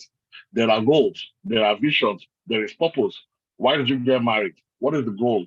What are we trying to reach by getting married? Now, all those things have to work because that is the office. Now, love is just work environment ambience, how to feel good with each other so that we can produce better stuff. So if you think love is marriage, that's a mistake. Love is just there to make things go smoothly. Marriage must be done. All those departments must be filled out. Even when you don't feel like it has to be done. Food must be in the house. Chores have to be done. Food must be prepared. The house must be swept. All those things have to be done by both of you. Talking about monogamy of a thing, because at times I look at the other models, polygyny and polyandry, and okay, it's fine. It's just that monogamy is the best expression of a great relationship in the sense that 100% of the time, they both have time to take care of each other. When there's another person in the picture, time has to be shared by one person. That's what makes the other person feel bad. That I am now here waiting for my turn to be with you, and I need you, but you are already with somebody else. So I feel bad for that kind of person. I was even saying I want to ask Madam Shakira a particular question for her to answer for us here. That I am not a Muslim.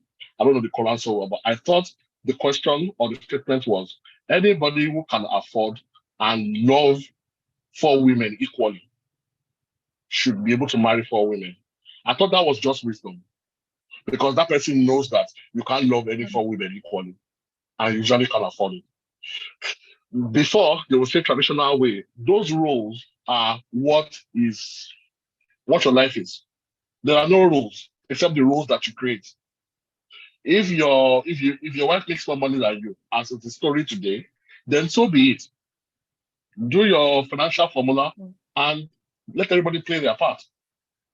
It does not matter who is bringing this in, as long as our house is successful. What is the purpose? What are the goals? What is what we want to do our life with? And as it is in life, like my sister rightly said, my sister rightly said, is what you can control. There was once a woman and a man who were married who always took cereal in the morning. Her husband liked cold cereal. She liked warm cereal. So she'll bring out warm cereal, let it be warm, to take her cereal, then go to work. She leaves 15 minutes before the man. By the time the man gets there, he's already too warm and he wants it cold. So he begged her, he cajoled her, he got angry, he called her useless. Why can't you do this? Do you even love me? He began to talk to someone in his heart. Until the friend saw him one day, angry early in the morning at work. What's wrong with you? My wife would not put in milk in the fridge. And he was like, what kind of a silly problem is that? Anyway, one said the complaint shrink. So he went to the complaint shrink, and the guy asked him that, okay, what is the problem? And he told the shrink the story. And shrink said, are you sure this is your problem? And he said, yes. And he said, okay, why are you getting angry then? He said, because she would not do as I say. And it was clear. She would not do as he said. That was the problem. But what is the solution? Control what you can, leave what you cannot control. Buy 2 or 3 cartons of milk so that for every time she leaves one out, there is always 2 in the fridge. So you can have your cold cereal as well. And the man did. And there was peace in that home from then. There are some things your partner can do, and there are some things they will never be able to do. Rather than going on the war path, do what you can control and leave the rest alone. Because there are some things that you can't do or that you can't control yourself. So that is the little bit I have to add for today. But the thing is, it's all about strategy. And I would like my sister Shakira to answer that question for me. That I thought it was a wise saying, not a law, which is any man who can afford and can love 4 women equally can marry 4 women. Because this wise man that said so knew it was not possible.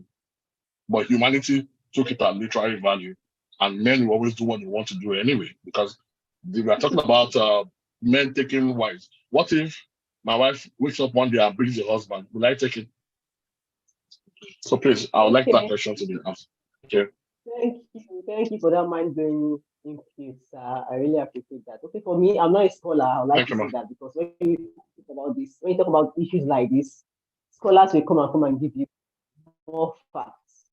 From what I read in the Quran, it's not why saying the Quran part that says it that men can marry 4 wives.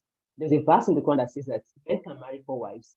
And of course, there was a clause that if it's capable and it can be just with them. And just here, in our own perspective, there's what we call equity, there's what we call equality. Equity is that you are giving to each of them what they need from you. You talked about, okay, this man is now going out, he's going to somebody else to go and do something, and he's leaving me here. I think it all comes from the fact that we are so attached to an idea of what love should be. So it took me a while for me to come to that realization myself too, and I'm still work in progress. But from what scholars are telling us, those that are in the field of understanding this, the Quran, the Sirah, because it's another field entirely. But from what I read and from what I've learned from the scholars, there is nobody that can be just in this life. Even with your kids, you can't love the kids equally. There will be something, even though you might not show it in action, but there will be something that will make you love one person more than the other person. If you are trying to be just with yourself. Yes, can you try to provide things for them equally in terms of giving them the same education, providing the same meal for them? Even with the kids, you have to look at their requirements. What does this child require at this stage? Okay, you require to sleep for 12 hours, unlike the other one that requires to sleep for like 18 hours. So you don't say because you want to be just with them, then you now give them the same thing equally. Look at their needs, their requirements. So in the Quran, it is not that if you can be just. Sorry, it is not that you must, I don't know, I can't remember the language that you use now. But the Quran is saying that even when you want to be just, you can't do it because perfection belongs to Allah. So in a particular verse, Allah says that go for the marriage, you can marry 2, 3, 4, if you can provide for them, but also know that you can try as much as possible to be just as human as possible. But there's another verse that also says that even if you try, it was talking to the Prophet that had 13, 12 wives at then, that even if you try to be just with them, you cannot attain justice. You cannot attain being just with them in totality because you are human. You are going to make mistakes. And that was because it got to a point that the Prophet married a wife, the last wife, and he was giving the attention. She would always get the full attention. She was more younger than everybody. She was the youngest among them. So automatically, what he was able to do with that one, he couldn't do it to the older one.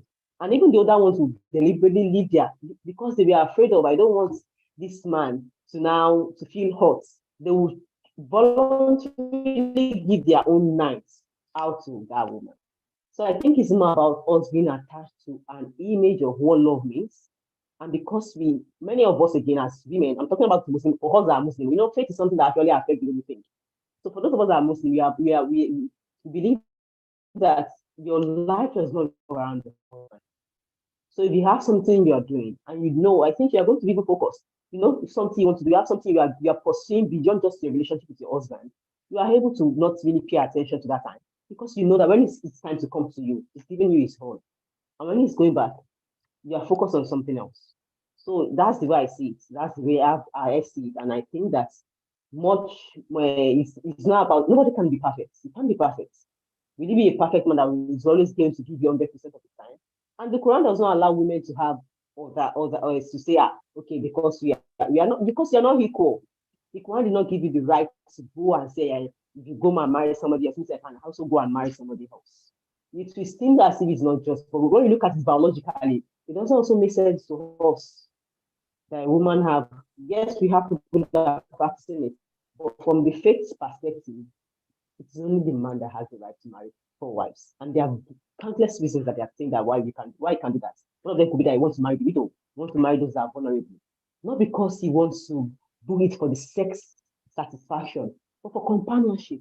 Sometimes he just wants to take care of those kids too. So when you have that, those people are not just left like that to be exploited by some people. So as far back as even we read in the history that even when the prophet was sent away from his own town, from his own hometown, which is Makkah, and was he had to migrate to Medina. When they got there, people in Medina, those are welcome, those that are coming from Makkah that came with the prophet, they were far as willing to share their wives with other people. I have 4 wives. Maybe you don't have the wife. Can you take my wife? We are far as going and sharing their properties. So I think it's more about the faith. Some things cannot be comprehended when we start bringing the human mind to it, logic mind to it. The logic mind will get lost. You cannot fathom it. But if you can, and that's why I mentioned something about your actions, your faith, and your belief. If these things does not align, if you say you believe in the Quran as a Muslim, you must believe in the totality of it. Is it going to hurt? Yes, it's going to hurt. But then you must be willing to do what. If you say you believe in it, then go by it, even when it hurts. So I think that's what I'm going to say. So I hope I'm able to answer your question. That is beautiful. You answered my question, because what I would just wondered was that from the personal mindset and our soul care, that as a wife who has co-wives, and my love language is quality time, how do I manage in the time whereby I don't see my husband, as against a monogamy when I know that it can be there? Although in monogamy there are no assurances. We have homes today whereby they're in different rooms, they are in the same house but in different rooms, not paying attention to each other or not spending the time. But the thing is just, how does a wife who was alone with her husband feel when one of our own main love modes was quality time and bonding? How does she cope?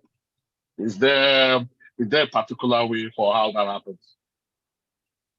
Yes, of course. If it happens to be I mentioned something about we knowing that there is more to love. What we call love is not about being with that person all the time. Even when you say your love language is quality time, it's about having, it's quality, not about being together all the time. It's not lots of time. And when you have not always the time. When you have a life of your own, I think we have missed a lot of things. We have attached our own personal life to it must be with somebody before we live awesome life, before we live a whole life. Even when the husband is gone, when the husband dies, won't you continue living your life? You would, for crying out loud. Yeah. So it's all about perspective and knowing that I have my own life beyond this man. Yes, do I love him? Yes, I love him. Yes.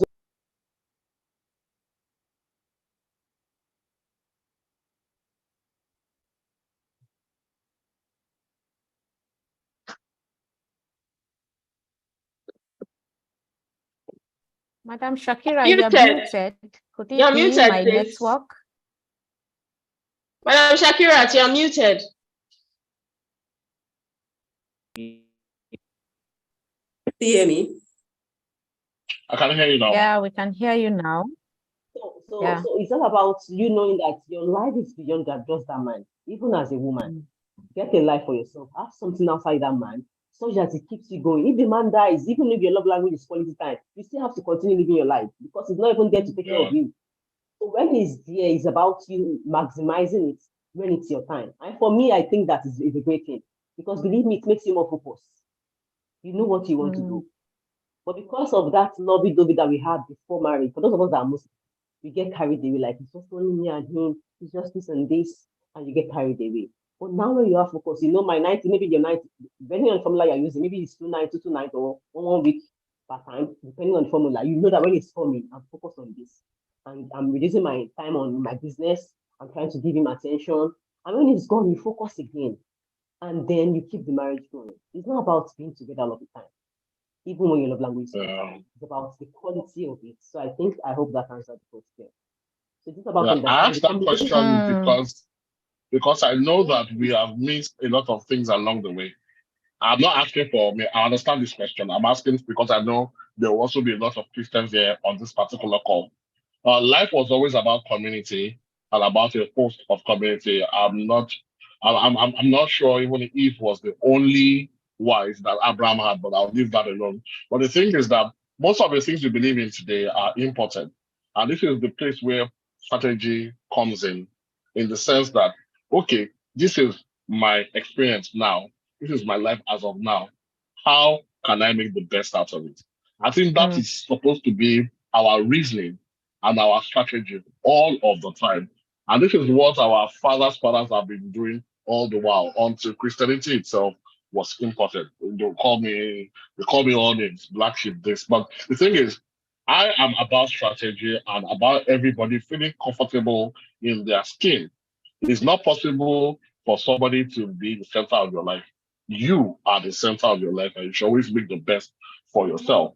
But the thing is that we Christians need to know and we need to understand so that we can respect that things can be another way for other people and understand that our own way is not the right way. It's just another way that suits us. Most of the time that we don't understand because it came with civilization and westernization. This wasn't originally Mm, our way. But thank you for mm. that education. It was important. Thank you, thank you, thank you, thank you, guys. Thank you, everyone. I don't know. I don't know. This is interesting. Very interesting.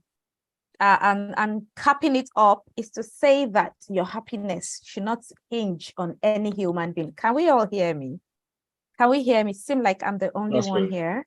Yeah, I can hear Okay. you. Okay. To say that our happiness should not hinge on, should not be, you don't put all your egg inside one basket. Live your life. We have talked about awareness. We have talked about being yourself. We have talked about not depending on another person. We have talked about your decision, the decisions you make in life create your reality. We have talked about a lot of things this evening. And to say Christians, I think human beings generally, we should prepare. See, a lot of disruption is happening now. I hope we are sensitive. So all this polygamy and all these things that we are talking about, all the narratives are changing. And by the time it starts unfolding, we will be surprised the dynamics we'll start having. Now we have the day, people identifying with day. One person saying, I am day. Yoruba said, but it has become a reality now. A lot of things are happening. See a girl saying, I'm a he, identifying with grass, with echoes, with plants, with animals. Life is changing. And so we should know that when things change, we should also put ourselves in that space to say, okay, it is like this now. They just said something that at every junction, we should learn to re-strategize. So that is being a human being. Learn to re-strategize. Don't sulk. Women, we always get drowned in our pains and our marital problems. That when you go out, everybody will know that something is happening at home. It doesn't have to be. At every junction, learn to re-strategize. Call your spouse. Let's talk. This thing is happening. I'm not happy about it. Now you need to know how you say it. Some of us just say, hey, that person will not listen to you. You need to know how to present your case. Mavi was saying it playfully when she started. She said a lot of things playfully, but they are true. They are reality. When you get to the field, look at the person you're playing the game with. And don't get carried away with emotions. Don't get carried away with those dreams and pictures that you have in your head. You might eventually get there. I think it was Shakira that said it. Because as time goes on, maturity will set in. I have seen couples, maturity will set in and things will change. You guys will now come back to living that life that you desire because you would have decided to live your life to say, okay, this is me, this is what I want, instead of being aggressive and being angry at everything, at everyone around you. Can you focus on yourself? Focus on yourself, focus on your happiness, and ensure that your environment, everything happening in your environment is empowering. You can do it. Your decisions depends on you. Whatever you decide, whatever you want, you get. It might not be immediate, it's gradual, but by the time you stay tuned to it, to positivity around you, life will begin to unfold in that direction for you. Thank you very much, everyone. I want to check what we have. We have overshoot. We're supposed to stop this meeting, end this meeting by 9 p.m. And we are 2 minutes. We have overshoot it. So somebody said they're just making a mistake saying religion is imported. Actually, it's not ours. We have Africans, Nigerians, we have our religion, ATR, African traditional religion, before Christianity and Islam was brought to us. Let me see.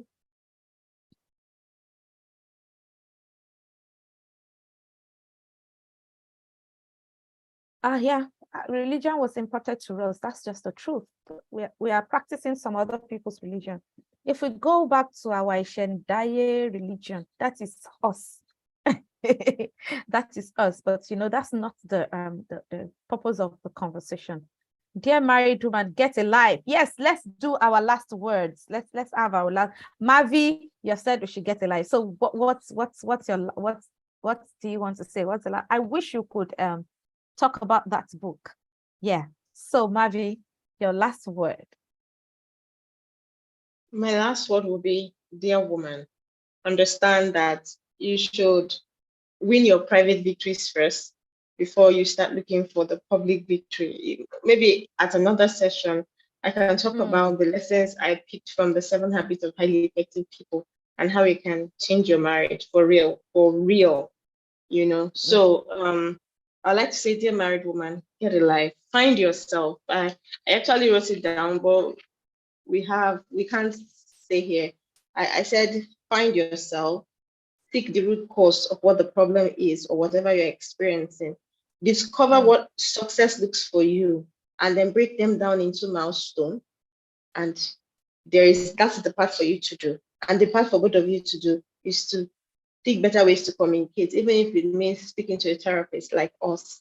Align, find a way to align, and then you fix whatever it is, one step at a time. You don't have to. It takes time to build something that will last. So those are my last words. It takes time. It takes time. It takes effort. It takes investment. It does not drop on your table like cake. It takes a lot of effort to build a beautiful relationship in marriage. And that's just the truth. And we need to accept that. So Shakira, the last word to the audience. Okay, for me, I think it's about the women here. Just own your story, regardless of what your story is. Just like Mavi said earlier on, that you've already chosen this thing. You've already, whatever is in your basket, choose it. You've already make that choice. Then now own your story. Accept it with your full chest. Then be willing to work to get better. Because life holds many more beautiful opportunities and memories. If we are willing to own our stories, we are willing to embrace our imperfections, and then we make deliberate effort to be better. So what your story is right now is your reality. So accept that reality and look for ways to become better. Because it's still working, just like Mr. Divya said. No matter how difficult that man is, there is a part that can hit his core. So are you willing to work on doing that? Just own your story and then keep working on becoming the best version of yourself, because that's the best gift you can give to yourself. The only person you can control any relationship is yourself. So the moment you start focusing on yourself, the less reactive the other person becomes, because now you're about yourself. So that's my pattern for women. Thank you very much, Madam Shakira Oluokun. Thank you, Mavi. Before I call Deji, I just want to make this announcement. And this announcement is about the October edition. We're going to have a physical meeting in October, and it is going to be for the mother and the girl child, the mother and her girl child.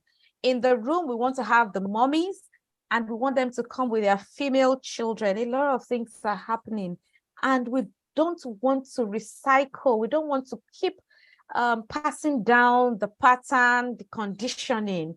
Can we heal so that we can raise awesome female children? Can we heal so that we can raise awesome kids? By the time you raise awesome guys, boys, they become amazing husbands to your girl child. And so we want to be in the room. The reason why we're doing the mother and the girl child is October is the month for the International Girl Child Day. In October, we celebrate International Day of the Girl. And this is why we want to use that to commemorate, also visiting schools to give sanitary towel to girls in secondary school. Please, I dropped my number in the chat this program. It's going to be an exclusive session. So please reach out to me on this number. Sorry, I dropped my number earlier. Please reach out to me. It's going to be an exclusive session because we don't want too many people in the room. So if you want to be part of this, I have dropped my number. Just reach out to me. Just you can send a WhatsApp message or a text message. You don't have to call me. Just send me a message to say you're interested. Then we can track you with the number which I